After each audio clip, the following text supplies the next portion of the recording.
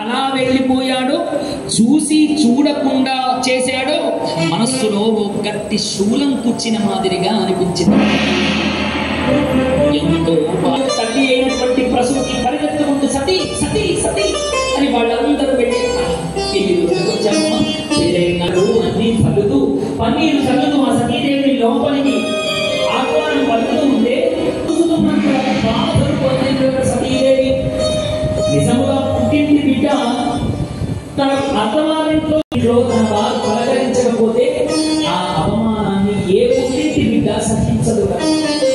అలా సహించగా అది పట్టకుండా అంతఃపురం లోపలికి అడుగు పెడుతూ ఉంటే ఓ చిత్రమైన ఘటనను దృశ్యించే సతీదేవి అక్కడ విష్ణువులకు సంబంధించినటువంటి మంత్రములు చేత స్వాహ అని స్వాహాకారములు జరుగుతూ శ్రీ మహావిష్ణువు నమః విష్ణువు హోమాలు జరుగుతూ స్వాహాకారములు జరుగుతూ ఉన్నాయి. కానీ పరమేశ్వరుడికి మాత్రం హోమం జరగడం లేదు. ఈశ్వరాయ నమః స్వాహ, ఈశ్వరుడికి ఒక్క స్వాహాకారం కూడా లేకుండా ఒక్క నేతి చుక్క కూడా అగ్నిహోత్రంలో వెయ్యడం లేరట. ఈ విషయాన్ని చూసిందండి సతీదేవి. చూసి ఇంకా తను తట్టుకోలేక చూడండి, ఒక్కొక్క సందర్భంలో పుట్టింట్లో తనను అవమానం చేసినా ఎక్కడైతే ఉన్నాడో అక్కడికి ఎదురుగా వెళ్ళిన సతీదేవి నీవు పరమ శివద్వేషిగా మారిపోయావు. ఈ లోకంలో నా భక్తను నమః శివాయ అని ఆయన గురించి ప్రార్థన చేస్తూ ఆయన అందరూ తపస్సు చేస్తూ ఉంటారు. ఆయన అజాత శక్తులు ఎవరు ఏదడిగితే చాలు వాళ్ళకు ఇచ్చి వేస్తూ ఆయనకు చెంబడు నీళ్లు పోస్తే బస్, చిటికెడు భస్మమేస్తే బస్. ఆయనకు చిటికెడు భస్మమేస్తే ఆనందపడిపోతాడు, చెంబడు నీళ్లు పోస్తే ఖుషి అయిపోతాడు ఆ స్వామి. అలా నా స్వామికి కనీసం హవిస్సును కూడా ఇవ్వకుండా ఇలా దుర్మార్గమైనటువంటి హోమాన్ని చేస్తున్నావే తండ్రి దక్ష, తప్పులు చేస్తున్నా, లోకములకు విరుద్ధమైనటువంటి తప్పు చేస్తూ ఉన్నా తండ్రి.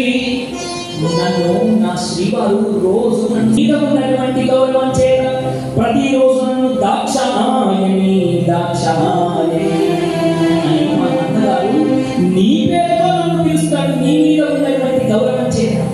ఇప్పుడు నేను కైలాసం వెళ్ళిన తర్వాత నన్ను దాక్షాయని దాక్షాయని అని రోజు పిలుస్తుంటే నీ కూతురుని నాకు ప్రతి వెంటనే ఆ యజ్ఞవాటికలో దక్షిణ భాగంలో కూర్చున్నది. తన యొక్క పవిట కొమ్మును తన శరీరం అంతా చుట్టేసుకున్నది. ఆ తల్లి శరీరం అంతా చుట్టేసుకుని తన మనసు లోపల ప్రాణ అపాన ధ్యాన ఉదాన సమాన సప్రాణములన్నిటినీ నాభిప్రాంతమునకు చేర్చే తన పంచప్రాణులన్నీ నాభిప్రాంతమునకు చేర్చిందగా తల్లి. ఈ నాభిలో నుంచి వాయువు అగ్ని ఈ రెండింటినీ కలిపి ఊర్ధ్వభాగం వైపు తీసుకొని వచ్చిందగా. తన హృదయం నుంచి ఈ శిఖ ప్రాంతం వరకు అగ్నిని తీసుకొని వచ్చిందగా సతీదేవి. ఎందుకు అంటే తనే ఓ అగ్ని స్వరూపము కాబట్టి తామగ్నివర్ణాం తపసాజ్వలంతి. ఆ తల్లియే అగ్ని రూపంలో ఉన్నది కాబట్టి ఇప్పుడు వాయువును కూడా తన శరీరంలో ఉన్న వాయువును అగ్నికి తోడు చేసి యోగాగ్ని చేత సతీ దగ్ధమాయే. జయ బోలో జగదంబ విశ్వపాలిని మాతాకి, జగదంబ విశ్వపాలిని మాతాకి. ఎప్పుడైతే యోగా చేశారట అయ్యో అయ్యో అయ్యో సతీదేవి దగ్ధమైపోతూ ఉన్నది. ఈ దక్షుడి వల్లనే సతీదేవి దగ్ధమైపోయింది అని అందరూ దక్షుణ్ణి గట్టిగా నిందిద్దామని అనుకున్నారు.